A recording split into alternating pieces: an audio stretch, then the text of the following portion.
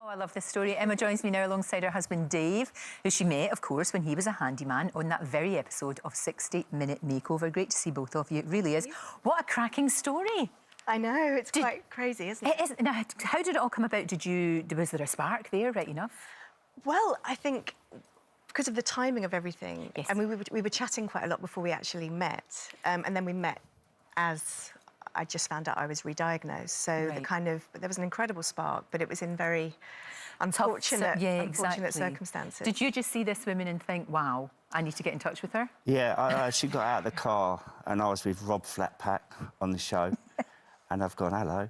So did you sort of give him a get-out clause in a way? I did, certainly at certain points. I mean, we met the next day. We just felt from that day, really, that we kind of were together from the beginning. Yeah. But certainly over the next few weeks and months and even beyond, there were times where I thought, is this... When I was having low moments about my health and anxiety about the future, thinking, is this fair?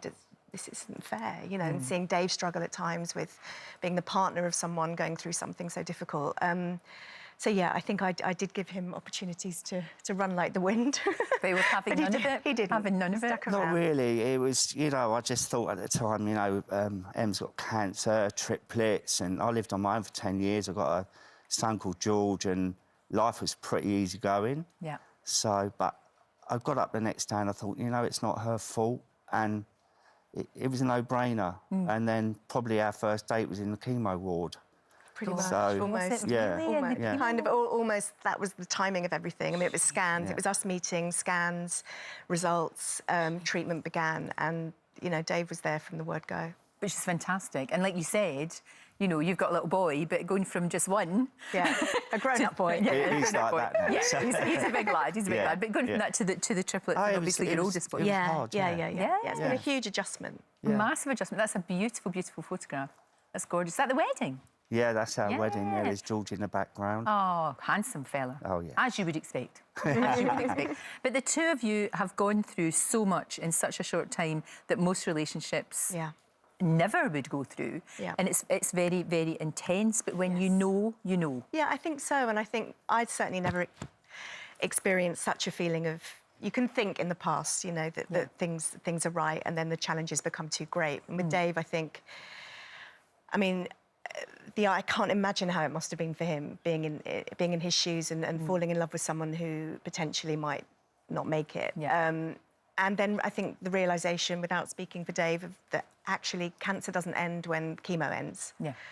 And, you know, 6 months of chemo, then for me, certainly I'm on lifelong treatment. So, and, you know, I've struggled a lot with... You look very well. You look very well, but you're taking each day as it comes, I would imagine. I mean, I'm doing really well, but it's an ongoing... You know, I'm at the hospital every 3 weeks. I'm on, you know, so as well as I feel a lot of the time, apart from exhausted with you know, the kids and everything, it's that emotional side of things is much harder. No, exactly. And I've certainly had my low points. I know you have, Emma. It's all in this book. This is an amazing book, actually. Thank you. A true story of triplets, friends, cancer, love, loss, laughter, and all that followed is what it's called. It's like you're talking to me, and that's the secret of a really successful book. You're so honest in this as well. I think anybody who's either going through cancer or knows someone who is, or sadly someone who's close to them has died, will get an awful lot from this. Thank you. It really will. I didn't know funny bits as well. There's funny bits too. Yeah, it's really good. There's quite a lot of lightness, in which is... Yeah, I mean, there were just a lot of magic. It's been, as devastating as it's been, the most extraordinary things have happened in the last sort of 8 years. Look, he's sitting beside you, for goodness sake. Absolutely. So you never, I mean, you just never thought to yourself, this is actually too overwhelming, I can't deal with it. You're a very practical person. It's good, that, isn't it? I think...